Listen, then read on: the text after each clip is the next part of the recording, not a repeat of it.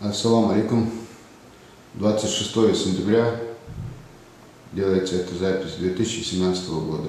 Я буквально позавчера выложил такой ролик годичной давности, на котором видео, в котором видно, как я прыгаю с парашютом. И в ходе вот такого интервью на камеру, в ходе моего монолога вдруг случается некое чрезвычайное происшествие. Я, в принципе, думал, что все поймут, что это, но, как оказалось, далеко не все поняли, что там произошло, поэтому люди просили объяснить, и поэтому я вот решил сейчас объяснить. Дело в том, что когда прыгаешь с парашютом, у каждого человека, у парашютиста бывает два парашюта. Один парашют – это основной, второй парашют – это запасной. Основной парашют, он у десантников или тех, кто прыгает там, в первые несколько прыжков по первой программе. За вытяжной фал кольцо прикрепляется к тросу в самолете. И человек просто-напросто выпрыгивает, как десантники, вы, наверное, видели в кино. И парашют у него автоматически раскрывается через 3 секунды. Вот. После того, как раскроется парашют через 3 секунды, он должен посмотреть наверх, убедиться, что с куполом все в порядке, и обязательно отсоединить механизм, который расположен на запасном парашюте. Дело в том, что на запасном парашюте расположен автоматический механизм открывания запасного парашюта, у которого поставлен таймер на высоту. Обычно эта высота бывает 300 метров и 400 метров, насколько я знаю. Так вот, если вдруг с вами вы прыгнули с парашютом, если основной парашют как-то не открылся, или потом, если вы запаниковали, если потеряли сознание, если с вами что-то случилось, то на высоте 300-400 метров вот этот вот аппарат, он автоматически сам откроет запасной парашют. И поэтому люди, когда прыгают с парашютом, когда они видят, что основной парашют раскрылся и с ним все в порядке, они должны отключить механизм на запасном парашюте, чтобы запаска не открылась. Несмотря на то, что это у меня был уже 5-й прыжок, не уже, еще не знаю, для кого как. Это был 5-й прыжок, и в первые 4 прыжка таких проблем у меня не было. Но здесь я увлекся с этой камерой, впервые прыгал с камеры, увлекся с этой камерой и напрочь забыл отключить вот этот механизм запасного парашюта. И получилось так, что в тот момент, когда я говорю, а сейчас мы начнем готовиться к приземлению, вдруг срабатывает этот механизм и открывается запасной парашют.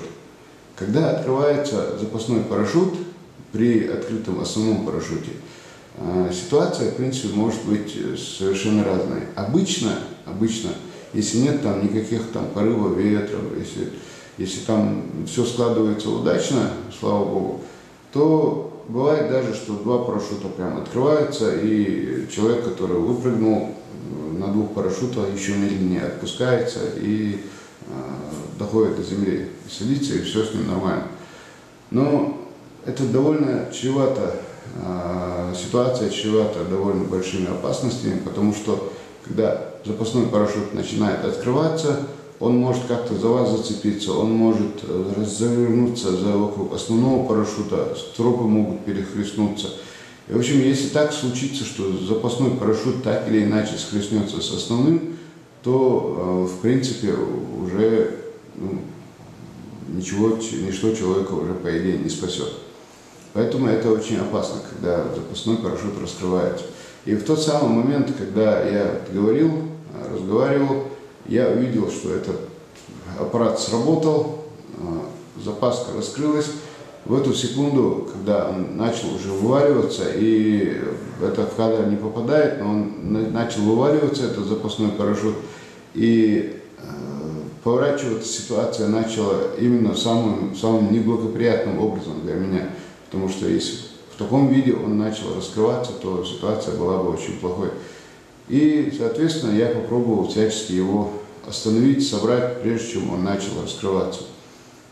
Как-то это немножко с юмором все прошло, слава богу, все прошло нормально. Конечно, в принципе, можно сказать, что был на волосок от гибели. Но, опять же, что в этом такого? Когда мы ездим на машине, едем по трассе, мы тоже каждую секунду находимся на волосок от гибели, потому что любая проблема, любая какая-то нестандартная ситуация на трассе, или вы можете случайно выскочить на встречку, или с другой стороны может машина выскочить на встречку. И столкновение, которое может быть неизбежным, может стать для вас трагическим, последним. Поэтому я бы сказал, что прыгать с парашютом может быть где-то даже безопаснее, чем ездить на автомобиле по трассе. Вот. Хотя, конечно, прыгать с парашютом гораздо страшнее, чем ездить на автомобиле. Это уж совершенно точно. Вот, это был ответ на вопрос. Далее скажу еще одну интересную вещь. Дело в том, что в этот день, я вот в следующий раз, наверное, выложу видео, где мы группой прямо прыгаем с парашютом. Дело в том, что я бросил такой клич в прошлом году, это было в августе 2016 года. Бросил клич всем желающим прыгнуть с парашютом, и отозвались 9 человек. И вот с этой интересной компанией, в числе которой была даже девушка, мы поехали в аэроклуб в Владикавказе. И для того, чтобы прыгнуть с парашютом, нужно было 2 дня. 1 день для того, чтобы пройти инструктаж, и несколько часов прям раз за разом мы совершали прыжки там с метровой вышки, с 1,5-метровой вышки, потом с 3-метровой, с 2-метровой вышки, потом из стоящего самолета кукурузника. В общем, нас учили приземляться правильно. И может так получиться, что вот эти вот тренировки гораздо были сложнее и труднее, чем сам прыжок. Потому что мне лично, честно скажу, не знаю, что какие там моменты срабатывали, но мне лично было страшнее становиться на 2-метровую вышку и прыгать назад, вот, чем становиться на 2-метровую вышку и прыгать назад. Мне гораздо легче было прыгнуть с самолета с высоты. Вот, по ощущениям скажу, мне это было легче. А вот чтобы прыгнуть с 2-метровой вышки назад, мне приходилось себя очень сильно пересиливать. Ну, наверное, у каждого свои особенности какие-то. Вот. Опять же, были комментарии, люди спрашивали, где и как можно прыгнуть с парашютом, где там можно через это пройти. Пожалуйста, вы это можете сделать через нас. Мы можем вам помочь в этом вопросе, соединить, проконсультировать, сделать так, чтобы вы приехали туда, на месте все вам обеспечили. Ну и, соответственно, если наберется какая-то группа, мы можем уже даже группу собрать и повести сами. Ну, группа, если от 10 человек и больше и наберется, мы можем даже сами с группой поехать и там то же самое попрыгать с вами. Вот. Если вы хотите прыгнуть с парашютом, вам нужно обязательно 2 дня. То есть, например, это могут быть пятница и суббота, или суббота и воскресенье, конец недели. Первый день обязательно вы приезжаете где-то часов в 11 в Владикавказ, и сначала проходите там инструктаж около часа, и потом 2, 3, 4, 5 часов, сколько надо, вы раз за разом прыгаете, вот с этих вышек, там с метровой, с 1,5-метровой, с 2-метровой вышки, и учитесь правильно приземляться. Вас там учат и пользоваться парашютом в небе, вас учат отключать запасной парашют, механизмы на запасном парашюте. Ну, всему, что вам нужно, всему вас учат, и на это у вас уйдет целый день, первый день. Потом вам надо будет где-то переночевать в Владикавказе, ну, соответственно, где-то там от 1,5, наверное, тысяч и дальше сможете снять или квартиру на ночь, или номер в гостинице. Ну, есть у них также еще и вагончики там на месте. Можно им там заплатить, не помню сколько, то ли 400, то ли 600 рублей. И можно переночевать в том же вагончике, если они будут свободны на этот момент. Конечно, всегда есть вариант взять с собой палатку, спальный мешок и переночевать прямо там на поле. Это тоже нормально. На следующее утро, если не ошибаюсь, часов в 7 уже нужно быть на стадионе, в аэропорту, уже приготовиться к прыжкам, все. И по очереди, там, по несколько человек, самолет будет взлетать, и вы будете совершать прыжки с парашютом. Получилось так, что когда мы поехали туда, нас было 10 человек, у меня был 5-й прыжок, а у всех остальных был 1-й прыжок. И нас разделили на 2 группы, мы прыгали 2 группами. И я напросился к инструктору, сказал, что вот как-то хотел товарищей своих поддержать морально, и тех, и этих. И попросил разрешения сделать сразу 2 прыжка. То есть я вот приземляюсь, с 1-й группой взлетаю, прыгаю, только сразу подхожу сюда, они ждут, пока я одену новый парашют, и со 2-й группой уже взлетаю, короче, прыгаю снова. Ну, скажу, что вот это самое, как раз в этот день был 1-й прыжок.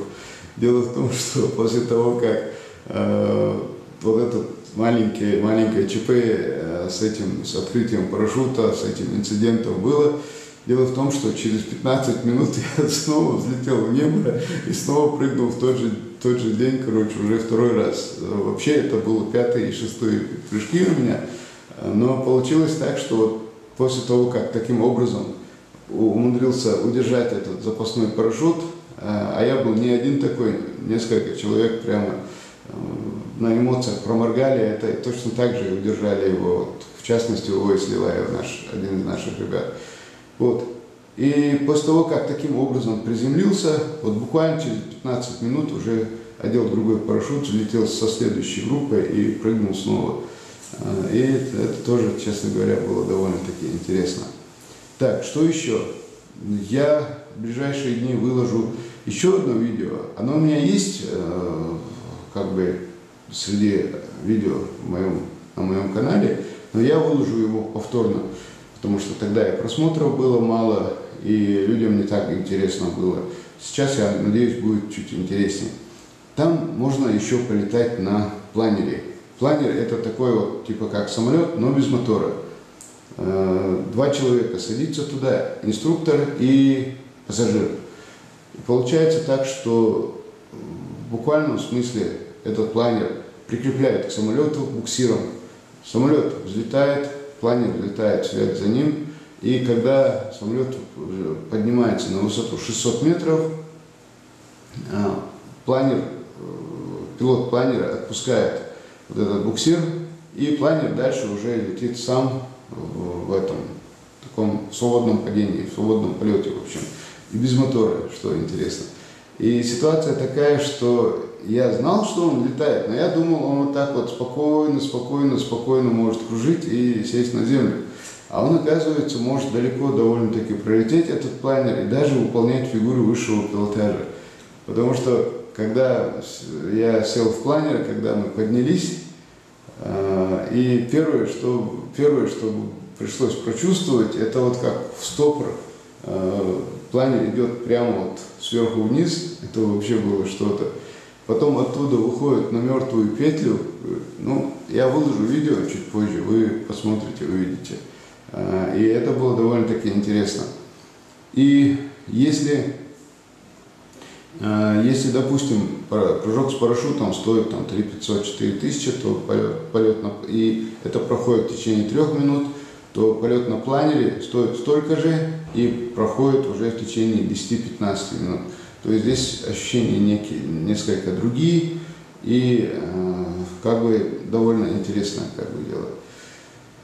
Вот, если будут желающие прыгнуть с парашютом или полетать на планере, пока у нас еще не так холодно, до конца октября может быть, а даже может быть и до середины ноября где-то, пожалуйста, пишите здесь в комментариях о том, что желаете, только обязательно указывайте свой номер телефона или присылайте сообщение по WhatsApp на номер 8 928 002 56 56, где сообщите, что хотели бы совершить прыжок с парашютом или полетать на планере.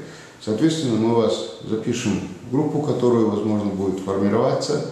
Возможно, я говорю, потому что если будут желающие, десяток человек, то мы сформируем группу и организуем полеты и прыжки. Если группы не будет, если будет всего несколько человек, то мы вас свяжем с инструкторами, и вы поедете сами, как бы попрыгаете, полетаете. Вот такая вот ситуация. А я буквально в ближайшие дни также выложу видео про то, как прыгала наша команда в тот день. Все. Всем спасибо, удачи. Если что-то интересно, пожалуйста, задавайте вопросы, будем стараться. Я буду отвечать или в следующем видео, или, возможно, буду отвечать в комментариях на канале. Всем счастливо.